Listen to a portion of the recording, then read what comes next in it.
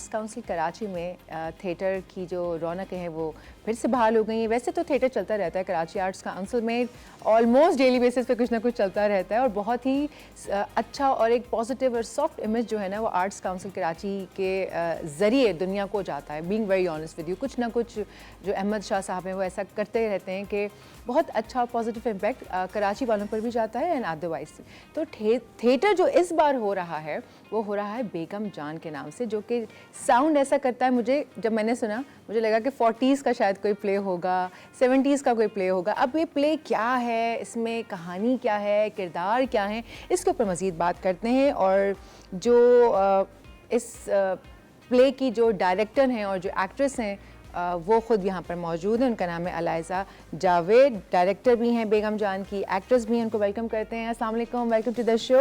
और उनके साथ मौजूद हैं फरजीन इजाज़, वो भी एक्ट्रेस हैं और इस प्ले में वो भी एक जानदार किरदार अदा कर रही हैं।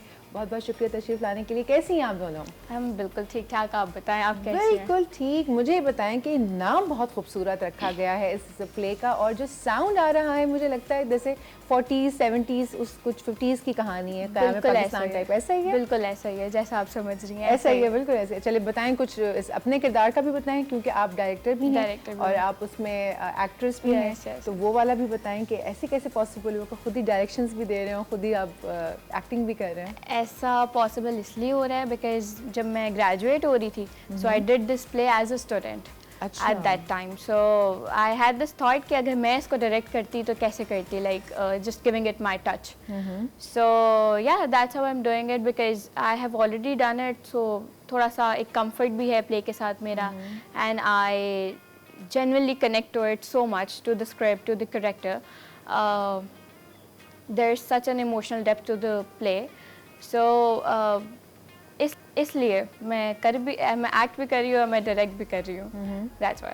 अच्छा, और लिखा किसने है ये? लिखा ये जावेद सिद्दीकी साहब ने, इंडियन राइटर हैं और प्ले भी इंडियन है, बट जो उसकी थीम्स हैं as an artist, as a like मैं ज़्यादा बताऊंगी नहीं प्ले के बारे में। आई वुड वांट कि आप ऑडियंस आके देखें। बिल्कुल ऐसा ही भाई, ये क्लासिकल ड्रामा है और ये कल कराची आर्ट्स काउंसिल में कल से लग रहा है, कल से हो रहा है 8 फॉर 3 डेज। फॉर 3 डेज जो है ये होगा। आप फैमिली के साथ जाइए, फ्रेंड्स के साथ जाइए, जो थिएटर से शगफ रखने वाले लोग हैं, एक्टिंग देखने वाले लोग हैं, क्योंकि जो थिएटर होता है वो लाइव होता है, बिल्कुल वहाँ पे कोई गलती की गुंजाइश नहीं होती है। जो चल रहा है वो आपको उसी वक्त नज़र आ रहा है। जैसे मूवी तो डायरेक्शंस एंड एडिटिंग, पता नहीं कौन सी ग्राफिक्स, तो AI उसके बाद आपको नज़र आ रही होती है वो स्क्रीन के ऊपर ना, लेकिन थिएटर आप लाइव देख रहे होते हैं और ये बहुत ही एक इतनी मज़ेदार चीज़ होती है। मैं तो बहुत एंजॉय करती हूँ थिएटर को। आप मुझे बताएं कि आपका क्या किरदार है इसमें?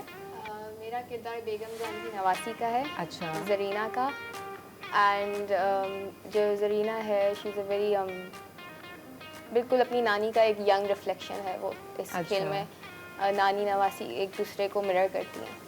अच्छा, तो इसमें क्या नोक झोंक दिखाई है नानी नवासी की आप लोगों ने? Very much. She's very humorous. The Begum Jan herself, she's very humorous. She has, like, she has lived her life, like she's on her 80s. So बहुत कुछ है बेगम जान के पास। अच्छा। जो दुनिया को दिखाती भी है, जो दुनिया को नहीं भी दिखाती।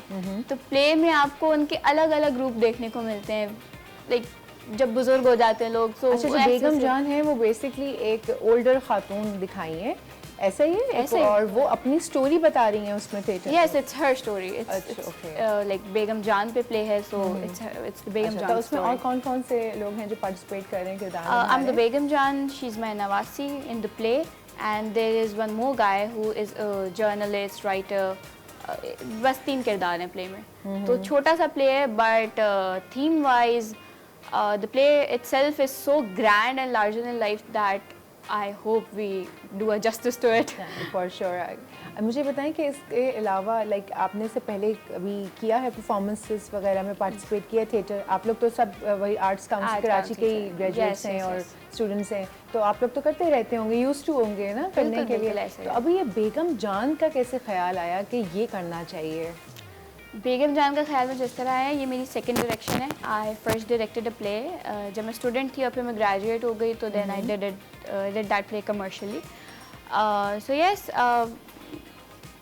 हुई तो मैं ग्रेजुएट एक्टिंग में थी, but I chose it I chose the direction. I was like, मैं कर सकती हूँ. So yeah, that's my second direction. चलें, ठीक हो गया. मैं आपसे जानना चाहूँगी कि जब कोई भी एक्टर एक्टिंग करता है, चाहे वो थिएटर हो या वो ड्रामा हो या मूवी हो, उस किरदार के अंदर अपने आप को ढा देता है और फिर उस किरदार में ढा के जब वो निकलता है तो उसकी अपनी कुछ ना कुछ लर्निंग होती है उस किरदार से. आपने अपने इस कैरेक्टर में क्या लर्न किया? मैंने अपने किरदार ज़रीना, मेरे किरदार का नाम ज़रीना है, एंड मैंने उससे ये सीखा है कि आपको पता होना चाहिए ज़िंदगी में कि कौन सा वक्त है जब आपको पीछे हट जाना है, जब आपको अपने आप को चूज़ करना है. एंड जो मेरा किरदार है Zarina, she is very brave, courageous, and उसको प्ले करने के बाद मैंने यही सीखा है उससे कि अपनी ज़िंदगी में अपने लिए स्टेप लेना, स्टैंड लेना कितना मुश्किल होता है, लेकिन उसको करने ज़रूरी है और उसको उसके लिए करने की करेज भी हिम्मत. चाहिए आपको, उसके लिए हिम्मत भी दरकार होती है. अगर आप अपने आप को चूज़ कर रहे हैं तो उसके लिए बहुत हिम्मत चाहिए होती है. लेकिन कभी ना कभी वो वक्त आ जाता है कि जहाँ पर हमें खुद को चूज़ करना पड़ता है. ऐसे ही है ना?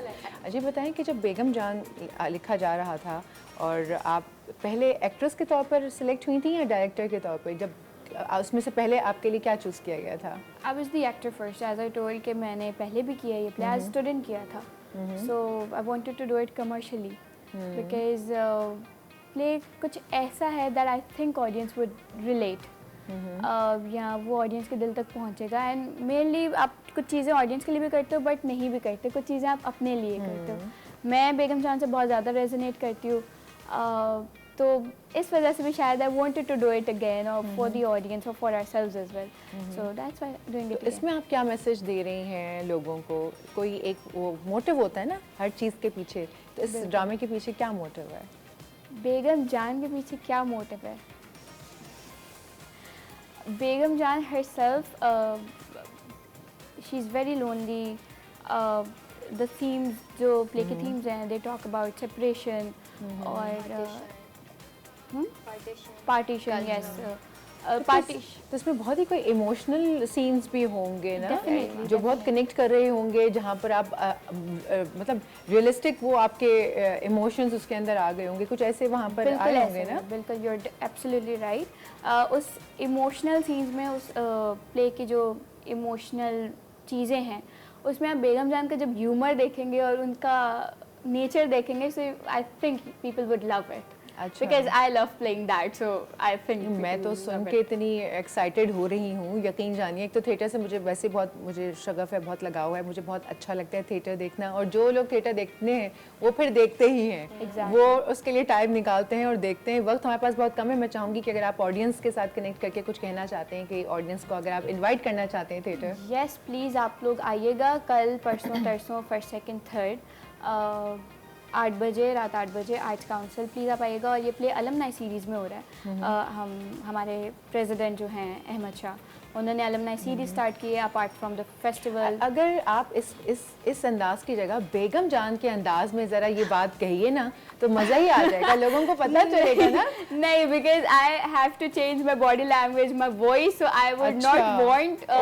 Audience to see it right now. उसके लिए आपको प्ले देखने आना प्ले पड़ेगा. देखना. अच्छा, बेगम जान को इतना राज में रखा जा रहा है कि उनकी body Because that's totally completely she's completely different from Eliza.